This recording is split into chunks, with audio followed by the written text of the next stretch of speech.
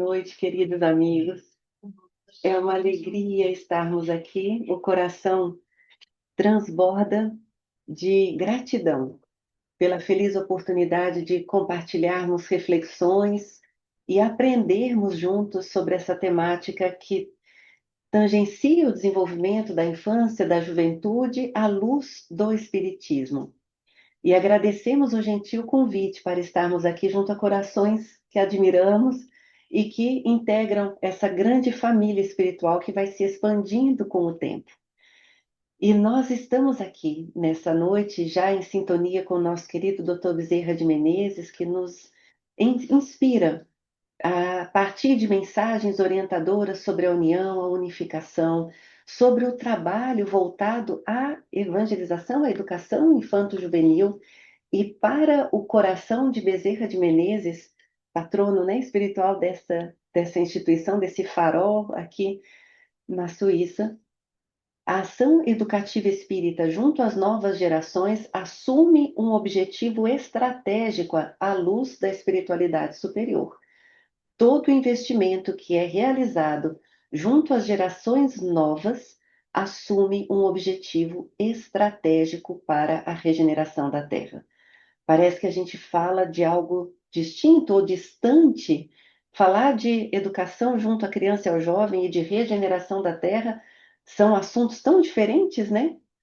Mas não. Para Bezerra de Menezes, nós estamos falando da mesma ação. E para que possamos ter a regeneração da Terra, precisamos investir no coração da criança e do jovem. Palavras dele. E quando nós, então, trazemos essa reflexão para falarmos sobre a importância do Espiritismo na vida da criança e do jovem, nós lembramos de uma perguntinha, deixa eu ver se vai dar certo aqui. E quando nós fizemos essa pergunta para uma pesquisa junto aos jovens, qual é o significado do Espiritismo para você? Nessa ocasião, essa pergunta foi feita numa pesquisa em 2012, mais ou menos, para jovens, e deixando em aberto nos nossos ambientes virtuais. Mais de 1.000 respostas foram enviadas, e dentre essas 1.000 respostas, 1.073 respostas, essa que eu vou mostrar para vocês agora nos chamou a atenção. É uma jovem de 19 anos que respondeu da seguinte forma: eu me imagino em um quarto muito escuro. Tento de algumas formas conseguir enxergar, mas eu não consigo. Aí, de repente, se acende uma lâmpada que me mostra o quanto o quarto está bagunçado, desorganizado, tudo fora do lugar. A lâmpada não vai arrumar essa bagunça para mim, mas ela me mostrou o quanto eu tenho que fazer. A doutrina espírita é a minha lâmpada. Essa jovem Fernanda, de 19 anos, nos deu esse presente, poeticamente apresentando a doutrina espírita para ela. A doutrina espírita não vai arrumar a bagunça dos nossos quartos íntimos, mas ela nos mostra tudo aquilo que a gente precisa fazer. E nós estamos falando aqui de uma doutrina, que é a doutrina luz, que nos fala dessa realidade espiritual, que nos fala do mundo espiritual, que nos fala sobre a lei de justiça, de amor e caridade, que nos fala sobre a reencarnação e a desencarnação, que nos fala sobre o valor do tempo, o valor das relações, que nos fala sobre o valor da vida. E essa doutrina luz nos convida a redimensionarmos a vida física a partir de uma consciência da vida espiritual. E isso impacta completamente a nossa forma de viver. Isso impacta completamente a forma como nós vamos conceber as nossas relações e as nossas prioridades ao longo da vida. Nós estamos falando de uma doutrina, de um conjunto de conhecimentos que nos emancipa espiritualmente e passamos a enxergar as coisas a partir de novos prismas. São novos parâmetros, são novos referenciais. E a partir desse olhar, nós nos perguntamos como então o Espiritismo pode auxiliar no processo de iluminação de si mesmo e do mundo. E aqui nós vamos trazer uma rápida reflexão com pequenos trechos da nossa amada codificação, que vão nos auxiliar a dimensionar os parâmetros a partir dos quais nós vamos fundamentar algumas reflexões. E quando falamos sobre Espiritismo, nós nos lembramos da questão 799 de O Livro dos Espíritos, quando Kardec pergunta de maneira bastante direta: de que maneira pode o Espiritismo contribuir para o progresso? E os espíritos superiores nos respondem de uma maneira bem objetiva, destruindo o materialismo, que é uma das chagas da nossa sociedade. Ele faz com que os homens compreendam aonde se encontram seus verdadeiros interesses. Deixando a vida futura de estar velada pela dúvida, o homem perceberá melhor que, por meio do presente, lhe é dado preparar o futuro. Isso muda tudo. Em termos psicológicos, em termos de desenvolvimento psicológico, nada impacta mais o desenvolvimento humano do que a consciência da própria imortalidade. Nós passamos a redimensionar as prioridades, as ações, o nosso livre-arbítrio, para que possamos direcionar aquilo que realmente é essencial, deixando o que é aparente numa prateleira secundária. Nós passamos a dimensionar melhor aquilo que é profundo e que se conecta com as verdades espirituais e deixar de lado aquilo que é supérfluo, que é raso e que muitas vezes consome atenção ao longo da nossa vida corpórea. E parece que nós estamos ainda lidando com esse redimensionamento, porque estamos ainda muito suscetíveis às distrações do nosso mundo materialista. Ou não. O nosso mundo materialista tem, de fato, apresentado uma série de estímulos, alguns bem ostensivos e alguns muito sutis, que começam a fazer parte das nossas rotinas e que vão consumindo, sem percebermos, as nossas atenções, o nosso tempo, as nossas relações humanas, os nossos afetos. E quando vê, nós passamos boa parte dos nossos dias distraídos com aquilo que é secundário e adiando aquilo que é essencial. E muitas vezes estamos sendo convidados a nos conectarmos com o nosso mundo de dentro, para não nos distrairmos tanto com o mundo de fora. Porque ao final de um dia, paramos para perceber que, opa, nós nos desviamos um pouquinho. No segundo dia, opa, nós nos desviamos mais. No terceiro dia, opa, nós nos desviamos mais. E o nosso processo reencarnatório vai caminhando até que chega o momento em que nós vamos receber o convite, hora de voltar. Mas espera aí, não deu tempo de fazer tudo, mas agora é hora de voltar. Depois você volta para a Terra, mas agora a gente vai prestar contas dessa encarnação. E todos nós vamos prestar contas dessa encarnação. Nós, adultos, idosos, crianças, jovens. E nós estamos agora sendo convidados a redimensionarmos as existências a partir dessas múltiplas distrações que nos chegam desde a tenridade. Até porque, para que possamos exercitar essa fé raciocinada, refletirmos sobre aquilo que é prioritário, daquilo que é supérfluo, aquilo que é essencial, daquilo que é aparente, aquilo que é profundo, daquilo que é raso. Nós vamos ser todos chamados à conta da nossa própria consciência. E é por isso que em A Gênese, Kardec vem nos trazer uma reflexão importante sobre a amplitude do nosso pensamento em consonância com a perpetuidade do nosso ser espiritual.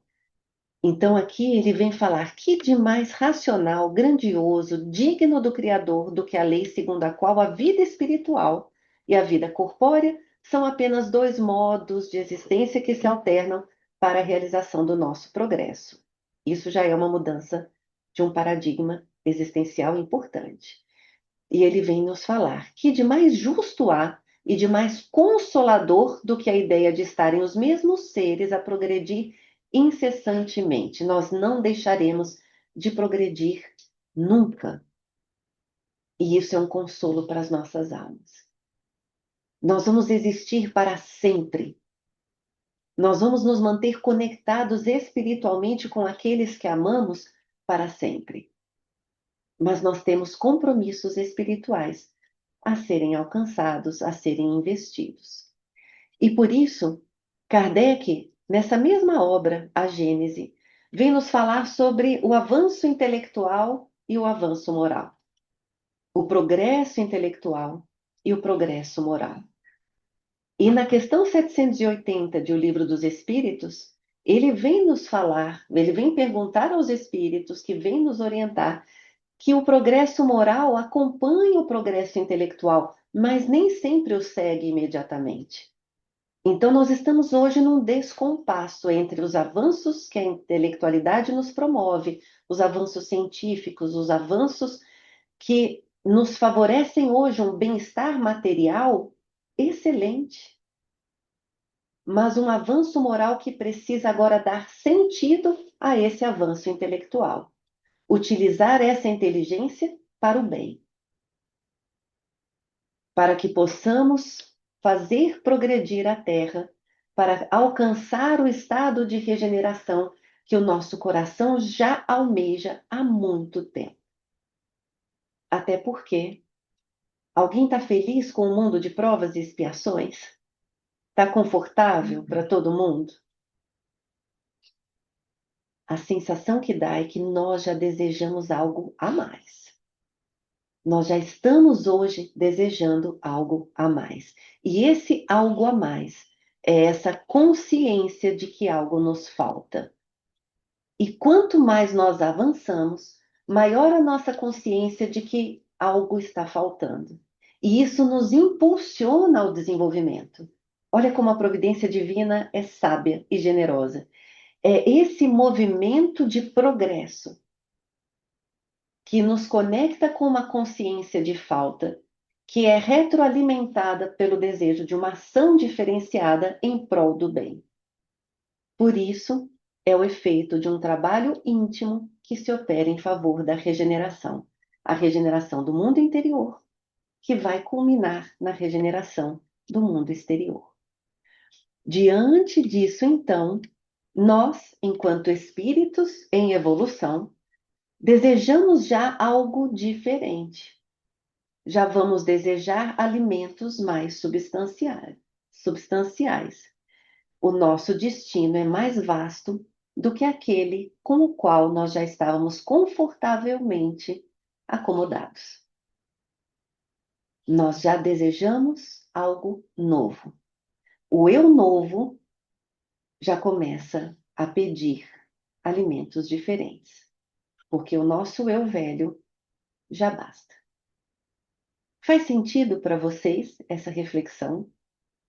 E esse impulso de regeneração nos traz exatamente uma convicção de que estamos sendo convidados a caminhos diferenciados e podermos, de fato, nos apropriarmos dos caminhos que se apresentam à frente, com o coração grato acerca do que nós já vivenciamos, mas sem mais nos arraigarmos e nos apegarmos aos atavismos e hábitos que hoje já nos lentificam a marcha, não nos promovem crescimento, lentificam a nossa trajetória. E é por isso que caminhamos rumo a um processo de regeneração do mundo exterior a partir da regeneração do mundo interior. E esse processo de regeneração é vivenciado por crianças de 0 a 150 anos. Todos nós que estamos aqui estamos nesse processo de ressignificação do que nos impulsiona à regeneração, para que possamos pensar, sentir e agir como regeneração. Porque se nós continuarmos a pensar, sentir e agir como mundo de expiação e provas, nós vamos continuar vinculados ao mundo de expiação e provas. E a nossa terra amada será mundo de regeneração, conosco ou sem nosco, como diz o outro, seja com a nossa participação ou apesar de nós. Mas se nós não estivermos sintonizados ao pensamento, sentimento e atitude de mundo de regeneração, se nós ainda nos mantivermos apegados aos hábitos do eu velho, nós não estaremos compatíveis a esse mundo novo que está sendo consolidado. Então, nós estamos, de fato, agora num processo importante da humanidade para podermos avançar. Bem, e quando nós pensamos nesse sentido, como vamos então fortalecer o mundo de dentro para que possamos transformar e lidar com o mundo de fora? Diante desses desafios do mundo de fora, diante dessas distrações do mundo de fora, diante dos apelos do mundo materialista, como nós vamos fortalecer as crianças e jovens para saberem discernir entre aquilo que vai promover desenvolvimento e uma conexão verticalizada com o seu próprio processo de evolução espiritual, daquilo que é algo que concorre à sua atenção, seus pensamentos, seus sentimentos e suas atitudes ao eu velho, aos atavismos anteriores. Como fortalecer o mundo de dentro das nossas crianças e jovens para que eles saibam discernir entre aquilo que é saudável, positivo, instigador para uma cultura pacífica que promova a solidariedade, a bondade e que favoreça o desenvolvimento moral, que dê sentido a todo o desenvolvimento intelectual, daquilo que vem lentificar o seu processo e a sua marcha. Nós estamos diante de um grande desafio, porque os apelos são sutis e muitas vezes disfarçados, nos convidando a um exercício de uma racionalidade. Mas não uma racionalidade horizontalizada, uma racionalidade verticalizada. Não mais materialista, mas a algo que nos conecta a uma essência que permita fazer brilhar a luz interior. É uma conexão com a essência divina do ser. Até porque chegará um momento em que as nossas crianças e os nossos jovens já não mais se satisfarão pelos alimentos pouco nutritivos que o mundo está oferecendo, com bases materialistas. As necessidades eternas da alma já clamam por algo diferenciado. E os espíritos recém-chegados na roupagem de crianças e jovens, porque já são espíritos antigos, reencarnam confiantes de receberem a orientação adequada, no tempo certo, a partir de parâmetros emancipadores, para que possam se desvincular do eu velho e poderem se permitir novas ideias, novos pensamentos, novas atitudes, novos sentimentos. Os espíritos que estão recém-chegados anseiam por novas mensagens que possam promover uma desvinculação aos atavismos e vícios pretéritos. E essa é uma relação de confiança a partir do processo reencarnatório. Nosso objetivo, enquanto pais, educadores, adultos de referência, independentemente da posição que abraçamos, junto às novas gerações, é para fortalecer o mundo de dentro, para que elas possam lidar com o mundo de fora, com segurança, e a partir de parâmetros também igualmente seguros. Até porque haverá um momento em que nós não estaremos ao lado delas. E elas necessitarão tomar decisões, adotar atitudes saudáveis a partir dos referenciais, dos princípios e dos valores que construírem intimamente desde a tenra idade. E nesse momento, nós nos lembramos de alguns aspectos que podem colaborar para o fortalecimento do mundo de dentro. E por isso a importância de compreendermos o Espiritismo desde a tenra idade. E lembrando que muitas das crianças e jovens já nem são espíritas pela primeira vez. Muitos já estão retornando e os conceitos e concepções do Espiritismo já não são novidade. Lidam com a ideia da imortalidade da alma com muito mais naturalidade do que muitos de nós lidamos na infância. E o foco no investimento dos talentos, para que possam ser felizes, para que possam não enterrá-los, mas investi-los em prol da própria felicidade e da felicidade da Terra. Por isso, nós nos lembramos dessa mensagem belíssima de Paulo: despertes o dom de Deus que existe em ti. Lembrarmos-nos da nossa essência divina, resgatarmos a nossa conexão com a paternidade divina, para que possamos nos sentir efetivamente criaturas de Deus, corresponsáveis pela criação de Deus. E aqui, nos lembrando ainda de O Livro dos Espíritos, na questão 919, qual então o meio mais eficaz, prático, que tem o homem de se melhorar nessa vida e resistir à atração do mal? O que os espíritos nos respondem? Quem se lembra?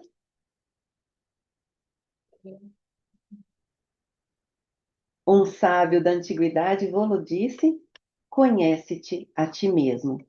E como nos lembra Joana, o ser humano é uma incógnita a ser equacionada por ele próprio. Nós temos um compromisso inadiável, intransferível e incrível de fazer uma viagem interior para dentro. Ela é in, não é out. Ela é para dentro. Ela é intransferível, inadiável, individual, por mais que estejamos numa coletividade. E aqui, nós costumamos trabalhar com as crianças e jovens com algumas metáforas que podem ajudar a adentrarem nesse processo do autoconhecimento de uma forma muitas vezes lúdica, leve, mas igualmente profunda. E nós vamos compartilhar aqui duas perguntas que normalmente fazemos para as crianças e que elas se conectam com essa temática, podendo trabalhá-la à luz do Espiritismo. Quando perguntamos às crianças, quem são os meus super-heróis? E ali podem surgir de tudo. Pode ser os Vingadores, a Marvel, enfim, vai surgir de tudo. E está aqui. Os superpoderes que eles admiram a partir de personagens que foram ali estilizados dentro dos parâmetros sociais que muitas vezes são apresentados. Mas ali a gente vai na essência. Por que esse super-herói é importante para você? Ah, porque ele é justo. Ah, porque ele é forte. Ah, mas ele trabalha pela paz. Ah, ele é contra a violência. E a partir dali nós já vamos extraindo valores que são importantes para as crianças e para os jovens. Mas a partir desses valores que são projetados, nós nos surpreendemos quando não são os super-heróis de fora, os pais são super-heróis, um avô é um super-herói, um familiar, um amigo, por um talento compartilhado, por uma superação vivenciada. A minha mãe é uma super-heroína. Ela superou resistências e dificuldades que eu não sei se eu teria força. Essa foi a fala de uma criança uma vez. São os super-heróis estilizados, mas os super-heróis que muitas vezes estão dentro de casa e os valores estão ali sendo observados pelas crianças. Mas tem uma segunda pergunta que também é muito especial. Quais são os meus superpoderes? E nessa hora elas se divertem. Como assim? Eu não tenho superpoder? Ah, tem. Olhe para dentro. Quais são os seus superpoderes? É o poder do sorriso? É um poder de um abraço? É um poder de uma curiosidade científica? É o poder de ajudar alguém? É o poder de uma escuta? É o poder de saber desenhar algo incrível? É o, é o poder de ser mais rápido? Cada um vai trazer também ali, da forma como se observa dentro do desenvolvimento que cada um vivencia e da fase de desenvolvimento que cada um vivencia. E a partir dessas duas perguntinhas simples, nós podemos adentrar em outros poderes que muitas vezes eles ainda não estão conscientes, mas podem passar a refletir. E esses superpoderes são apresentados por Leon Denis a partir das potências da alma, conforme consta na obra O Problema do Ser, do Destino e da Dor. E essas potências da alma, elas ganham um sentido e um significado para fortalecer o mundo de dentro, para que possam lidar com o mundo de fora com maior segurança. E elas começam a pensar que essas potências são os seus próprios superpoderes. Como nos diz Leon Denis, é na vida íntima, no desabrochar das nossas potências, das nossas faculdades, das nossas virtudes, que está o manancial das felicidades futuras.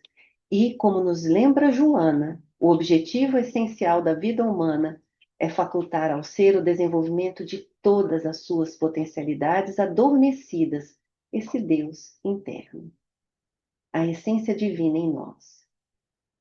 Então, quando pensamos no impacto do espiritismo na vida da criança e do jovem, a partir dessa mudança de paradigma, a partir do que a jovem Fernanda nos colocou dentro de um princípio em que nós temos que arrumar as nossas gavetas, mas precisamos identificar essas potências das nossas almas para podermos canalizar todos os nossos talentos para o bem.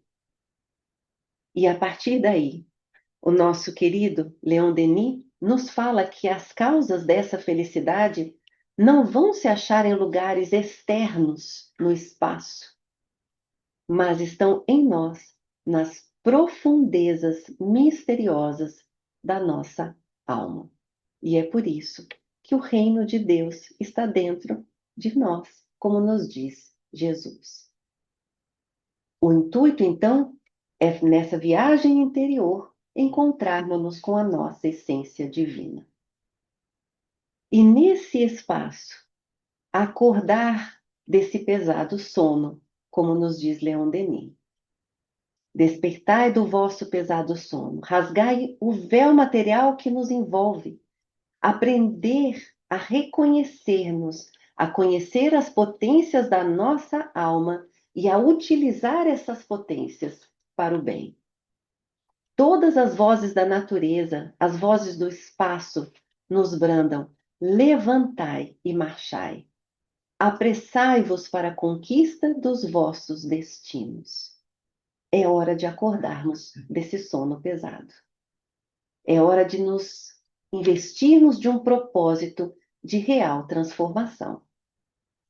E é por isso que Leon Denis nos apresenta 6 potências, que são os 6 superpoderes da alma, para podermos investir junto aos corações das nossas crianças e dos jovens, tanto quanto investirmos nos nossos próprios superpoderes.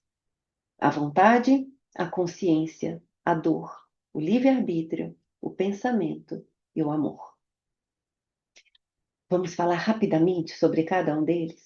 Bem breve, apenas para nos lembrarmos que essas potências estão em nós, elas já se encontram em nós, merecendo ser melhor investidas, mas elas já se encontram aqui. A vontade, segundo Leon Denis, é um princípio superior, é o motor da existência. A vontade divina é o supremo motor da vida universal. Para Leon Denis, a vontade é a maior de todas as potências. A vontade é aquilo que nos impulsiona ao desenvolvimento. Tudo depende da vontade. Tudo depende da vontade. E é por isso que ele vem dizer que cada alma é um foco de vibrações que a vontade vai pôr em movimento. E que uma sociedade é um agrupamento de vontades que, quando elas estão unidas, concentradas com uma mesma finalidade, elas constituem um centro de forças irreversíveis. Olha a força dessa potência. As humanidades, então, são focos mais poderosos ainda que vibram através da intensidade. Olha que lindo o que Leon Denis nos apresenta. A vontade é a maior de todas as potências. E quando essas vontades estão canalizadas para um objetivo comum, elas se tornam uma força irreversível. Por isso que o bem é irreversível. Por isso que o amor é irreversível. Por isso que a regeneração da Terra é irreversível. Porque é esse conjunto de vontades canalizadas para um fito comum. E nesse sentido, para Leon Denis, querer é poder. O poder da vontade ele é ilimitado. Às vezes a gente diz, não, mas querer não é poder. Vocês já ouviram isso? Para Leon Denis, não. Querer é poder, porque o querer representa a vontade. O homem consciente de si mesmo, dos seus recursos latentes, sente crescerem as suas forças na razão dos seus esforços. Sabe que tudo que de bem e de bom desejar há de mais cedo ou mais tarde realizar-se inevitavelmente, ou nessa atualidade, ou nas futuras existências, quando o seu pensamento se puser de acordo com a lei divina. E é nisso que se verifica a palavra celeste, a fé transporta montanhas. Querer é poder. E quando, em O Livro dos Espíritos, Kardec pergunta, na questão 909, mas o homem sempre então poderia vencer as suas más tendências mediante os seus esforços? Vocês se lembram do que os benfeitores responderam? Sim! E às vezes até com pouco esforço a gente conseguiria. O que lhe falta é a vontade. Ah, como são poucos os que se esforçam entre vós. A vontade é transformadora. E essa vontade nos permite um desenvolvimento socioemocional que nos implica mudanças imediatas na nossa motivação, na nossa determinação e perseverança em prol de objetivos, no desenvolvimento da coragem e na construção de atitudes convergentes ao bem e à transformação. Tudo bem? Primeira potência da alma, que é um superpoder transformador em nós. Segunda potência, pensamento. E para Leon Denis, o pensamento é criador. A alma humana percorre o seu caminho cercada de uma atmosfera que pode ser tanto brilhante ou turva, povoada por aquilo que nós criamos no nosso próprio pensamento. Nós podemos criar atmosferas lindas, mas também podemos criar pensamentos pesados e deletérios. Por isso ele diz que é importante fiscalizarmos os nossos pensamentos, discipliná-los para um fim nobre e digno, para que possamos criar atmosferas mais salutares. Dirijamos o nosso pensamento para as coisas solenes e profundas. Ilumine-se e complete-se a ciência com as intuições da consciência e as faculdades superiores do espírito. Porque o nosso pensamento é matéria. A gente cria formas, pensamento, como nos diz Emmanuel, que são salutares ou são pesadas. Por isso que quando chegamos muitas vezes num ambiente agradável, leve, nós nos sentimos bem. Mas vocês já chegaram num ambiente que teoricamente não teria por que a gente se sentir tão pesado, mas a gente sai às vezes incomodado? Muitas vezes as formas, pensamentos que foram emitidos naquele ambiente antes de adentrarmos, deixaram ali também as suas marcas. Por isso, quando falamos do pensamento, nós estamos falando de um cuidado importante, porque impacta na criatividade do ser humano, impacta na superação de desafios, na positividade, não uma positividade tóxica, mas uma positividade no sentido do otimismo, da esperança de uma transformação, e também no investimento do conhecimento. Lembrarmos-nos de que o pensamento é criador. Nós temos um superpoder chamado pensamento. Quando nos arraigamos a pensamentos pessimistas, nós estamos enterrando os talentos de um potencial pensamento criador de esperança. Então, nós estamos também sendo convidados a pensarmos no pensamento como um superpoder das nossas almas. Tudo bem? Para podermos chegar, então, na nossa terceira potência, a consciência. E Leon Denis vem nos trazer a consciência de uma forma tão bela, porque ele vem nos apresentar a consciência como um livro que existe dentro de nós mesmos. O infinito se revela nesse livro interior, feliz daquele que nele pode se ler. Então ele vem nos falar que nós temos o compromisso de abrir os nossos livros da alma, a nossa consciência. Folhear esse livro, ler o livro oculto que existe em nós, o livro das metamorfoses do nosso ser. Porque vamos escrevendo capítulos diferenciados e essa criação do eu se dá capítulo a capítulo, caminho a caminho, escolha a escolha. E tudo está aí em vós, em roda de vós. Tudo é ensino e revelação, para quem sabe ver, escutar, compreender, pensar e agir. O livro da consciência, o livro das nossas vidas, que vão sendo escritos, atualizados, revisados, reeditados a cada nova existência. E como pergunta Allan Kardec em O Livro dos Espíritos, questão 621, bem famosa, onde então está escrita a lei de Deus? Na consciência. Essa superpotência das nossas almas. E quando vamos colocar essa consciência em termos de desenvolvimento socioemocional, a consciência ela também impacta o autoconhecimento, o sentido e a construção de projetos de vida, o exercício da autoconfiança, mas também o senso de pertencimento e de responsabilidade pessoal, social e ambiental, porque expandimos a consciência para além do ego, em consonância com o desenvolvimento do self. E ainda, a busca de uma coerência entre o pensar, o sentir e o agir. Então, compreendemos sim a consciência como uma verdadeira potência da alma, que nos alinha em relação aos propósitos existenciais a partir de uma reconexão com a nossa própria história. Ok? E a partir dali, chegamos a mais uma potência da alma, o nosso livre-arbítrio. a possibilidade de fazermos escolhas conscientes a partir da vontade e do uso do pensamento.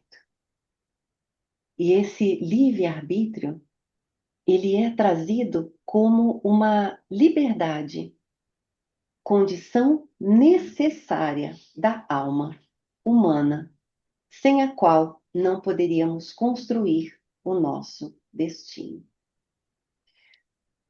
Leon Denis apresenta a liberdade, o livre-arbítrio, como uma oportunidade de exercitarmos essa consciência, direcionando os nossos passos para a coerência.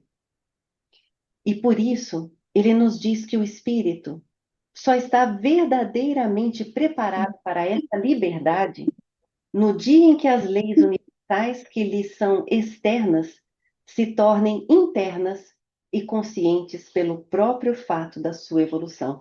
Olha que interessante esse paradoxo que ele nos fala.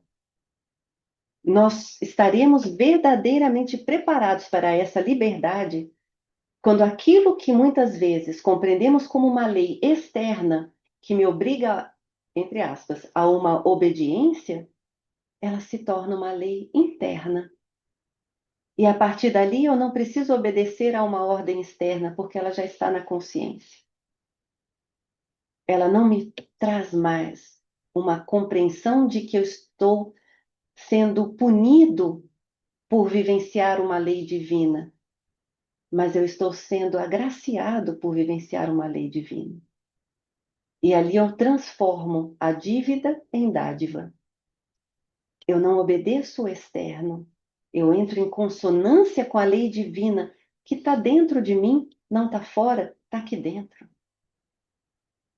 E a partir dali eu consigo construir caminhos mais claros a partir da iluminação do meu próprio olhar.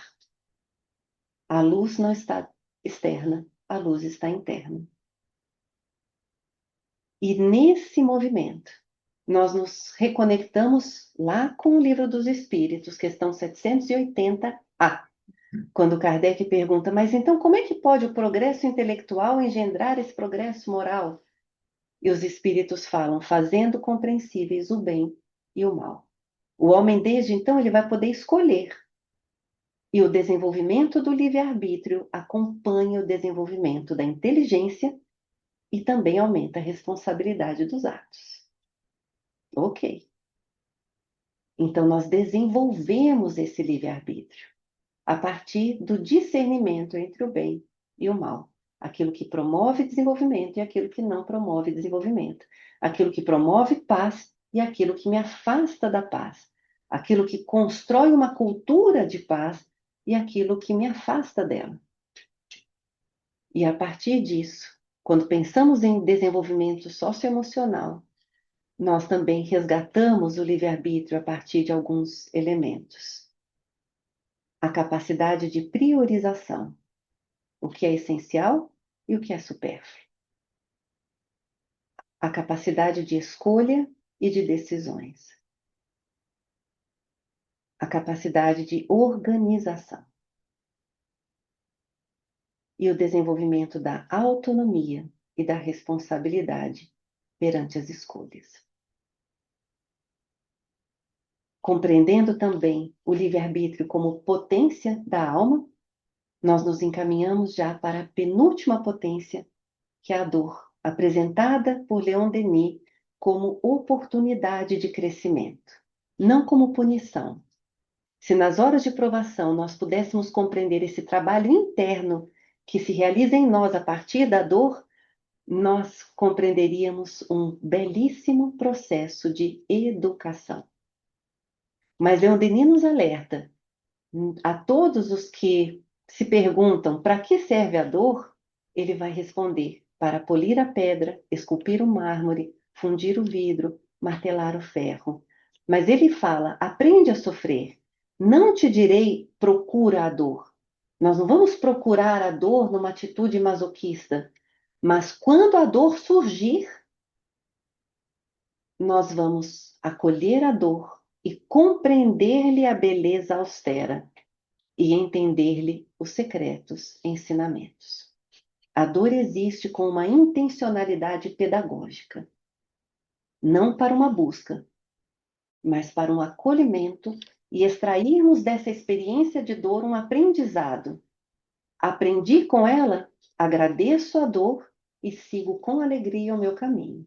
Não vou me apegar à dor, não vou transformá-la no meu escudo, não vou transformá-la na minha arma, não vou transformá-la na minha muleta, não vou me esconder atrás dessa dor. Ela surgiu, eu aprendi, eu agradeço e sigo. Diante dessa compreensão da dor, Leon Denis nos fala que nós vivemos em tempos de crise. E para que essas inteligências se abram a essas novas verdades, para que os corações falem, serão necessários muitas vezes alguns avisos ruidosos, duras lições de adversidade. Conheceremos dias sombrios e períodos difíceis. Esses períodos chegaram, chegarão em diferentes nuances, em diferentes pesos, em diferentes épocas, mas todos nós estamos convidados aos testemunhos. E quando vamos na etimologia da palavra crise, é algo muito belo, é muito interessante. Eu aprendi isso recentemente, inclusive. A etimologia da palavra crise significa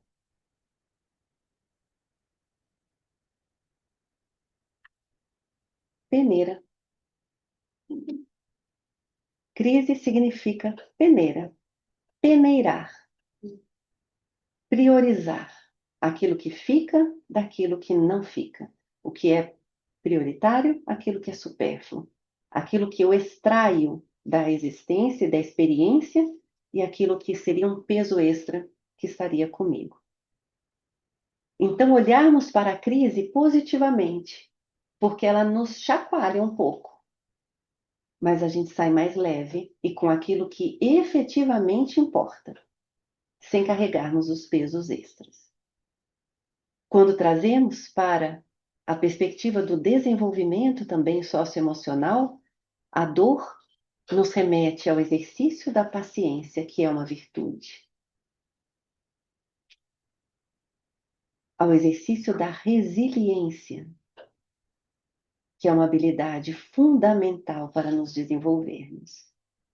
E eu trago essa imagem da resiliência, que é de uma técnica Kintsukuroi, para quem conhece um pouco do artesanato oriental, que é uma técnica belíssima, porque ela não disfarça quando uma peça se quebra. A beleza do Kintsukuroi é colar os pedaços, as peças de uma cerâmica quebrada com fios de ouro, com tinta dourada, mostrando as cicatrizes da experiência, mas reconstituindo-a na sua integralidade. E para os orientais, a peça como fica é muito mais valiosa do que a peça original não quebrada, porque ela traz a mensagem de uma história superada. Faz sentido? Nossos corações, de alguma maneira, espiritualmente, tem fiozinhos dourados aqui, não tem? Tem fiozinhos dourados colando os pedacinhos das nossas histórias. E isso não é nossa fraqueza. Isso é a nossa força. Esses fios dourados nas nossas histórias são marcas de força, são marcas de superação. A abertura ao aprendizado. As dores nos convidam a aprendizados. E elas só nos deixam quando aprendemos. E ainda, o perdão e o auto-perdão, que é difícil. E o perdão não é um esquecimento, não é uma amnésia. O perdão é uma ressignificação dessa dor. A partir de um olhar maduro e de desapego para podermos nos abrir a novas oportunidades.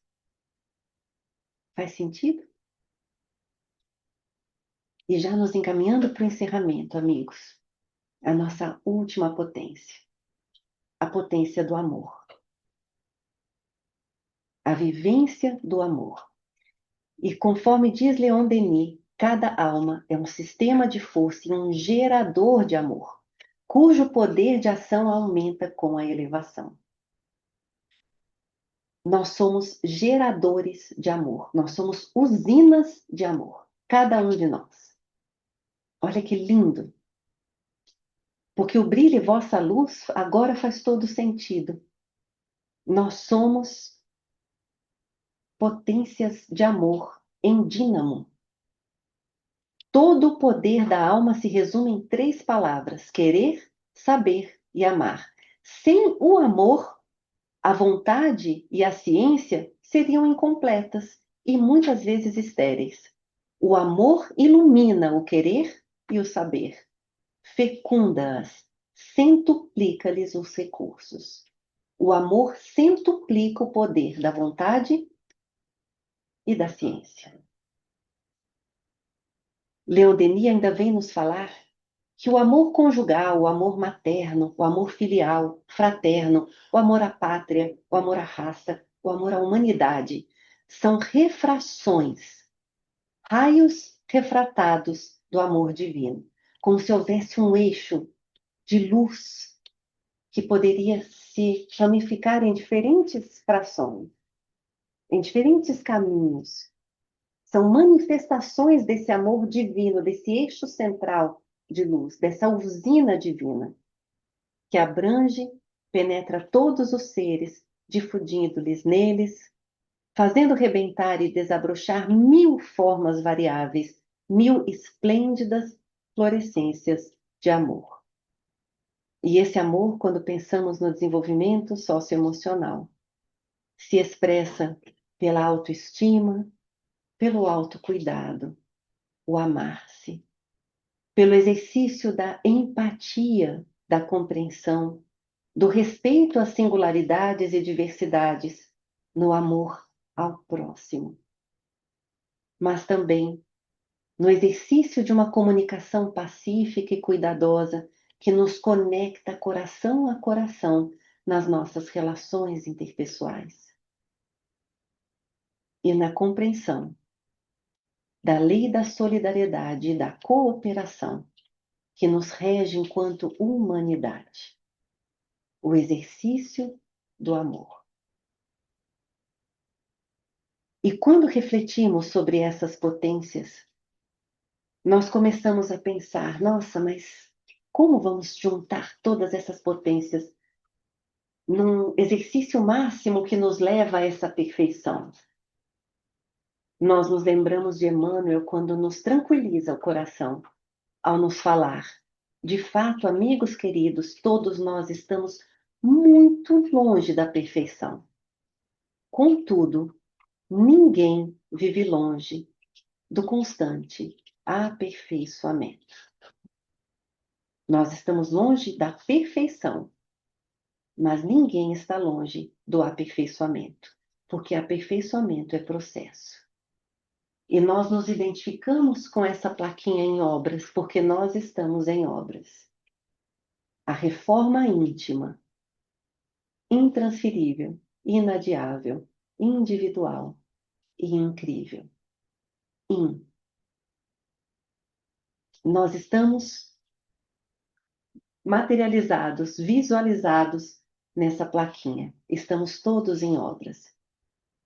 E a providência divina é tão generosa que não nos obriga a essa perfeição imediata e nunca nos obrigou a essa perfeição imediata. Eles apenas nos pedem uma única coisa. Essa palavrinha mágica que está aqui. Alguém arrisca?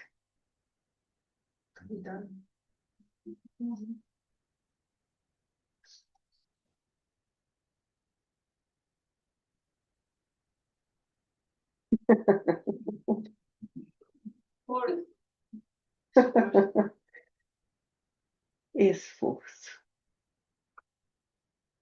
A providência divina só nos pede: esforcem-se, amigos.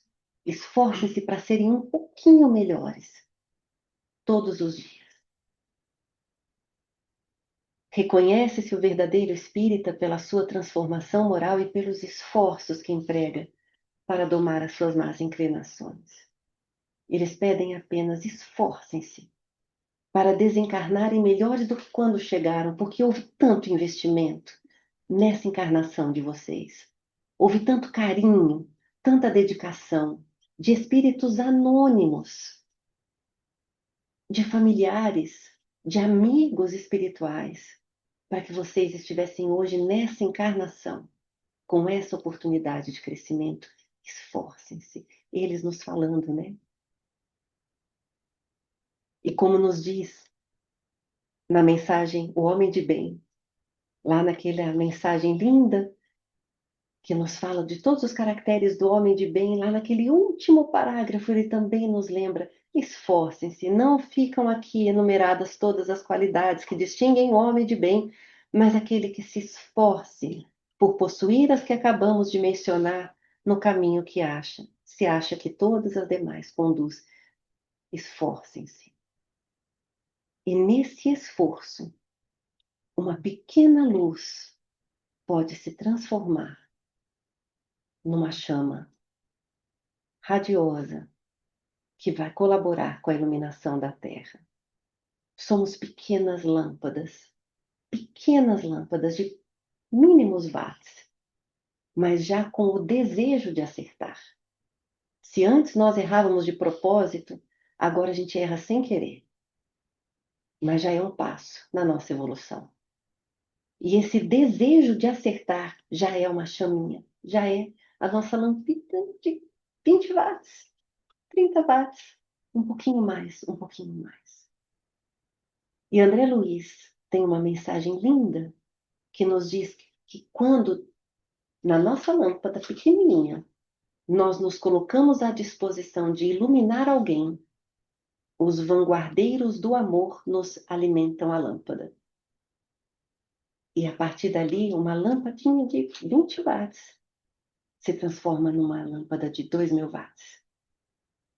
Não porque a luz seja nossa, mas os vanguardeiros do amor intensificam o potencial do bem para poder iluminar mais. E assim nós vamos caminhando para fazer, de fato, brilhar a nossa luz. E o nosso compromisso com as novas gerações, com o Espiritismo, em nossas vidas, é intensificar essa nossa lâmpada de amor para iluminar a Terra. Porque sim, Jesus veio para que tivéssemos vida e vida em abundância. E nós estamos aqui, todos juntos, para podermos não apenas colocar mais tempo na nossa vida, mas muito especialmente colocar mais vida no nosso tempo. Queridos amigos, nossa imensa gratidão ao coração de cada um, pela generosidade, pelo carinho, da escuta, do olhar, pela alegria de estarmos juntos, envolvidos nessas vibrações tão amorosas. Renovamos junto à espiritualidade superior a nossa gratidão por termos recebido o presente do Espiritismo em nossas vidas. Agradecemos à providência divina por nos favorecer essa conexão com as mensagens libertadoras que nos conectam com a nossa imortalidade, com os nossos sentidos de vida, com o desejo de nos tornarmos pessoas melhores a cada dia, a despeito de nos reconhecermos pequeninos, imperfeitos, mas já unidos por um propósito comum de investirmos no aprimoramento intelecto-moral de cada um de nós e de todos aqueles que estão conosco, integrando as novas gerações da nossa Terra, para que em breves dias possamos vê-la como um mundo de regeneração. Abençoe, Senhor Jesus, as novas gerações. Abençoe as crianças e jovens do mundo, para que sejam agentes da paz, agentes do bem, agentes do amor. Permita, Senhor Jesus,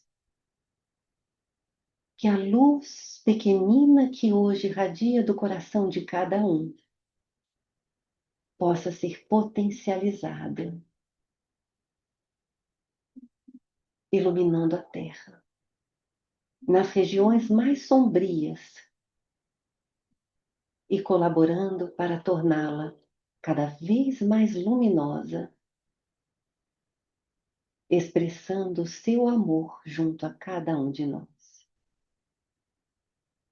Nossa imensa gratidão a esse centro espírita que nos abraça e nos acolhe como um verdadeiro farol a irradiar luz a polos que transcendem fronteiras, levando o consolo, o acolhimento e o amor a todos. E envolva cada um dos que nos acompanham nesta noite, inspirando-os para que tenham não apenas mais tempo na vida, mas acima de tudo, mais vida no tempo. Muito obrigada, Senhor Jesus. Que assim seja.